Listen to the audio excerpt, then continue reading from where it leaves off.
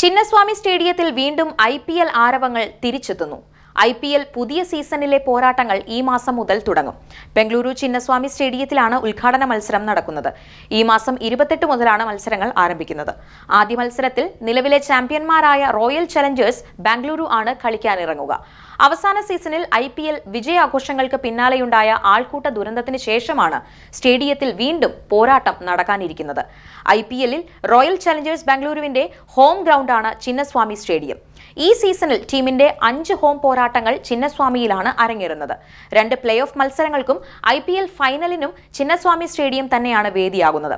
RCBയുടെ കന്നി IPL കിരീട നേട്ടത്തിൽ നടന്ന വിജയാഹ്ലാദങ്ങൾക്കിടെയുണ്ടായ തിക്കിലും തിരക്കിലും പെട്ട് 11 പേരുടെ ജീവൻ പൊലിഞ്ഞതിന് പിന്നാലെ സ്റ്റേഡിയത്തിന് വിലക്ക് വന്നിരുന്നു. പിന്നീട് കർണാടക സർക്കാരാണ് IPL പോരാട്ടങ്ങൾക്കായി സ്റ്റേഡിയത്തിന്റെ വിലക്ക് മാറ്റിയത്.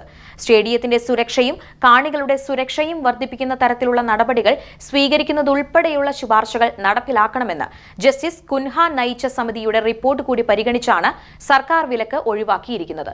ഇതോടെയാണ് ചിന്നസ്വാമിയിൽ മത്സരം നടത്താനുള്ള അനുമതി ലഭിച്ചത്.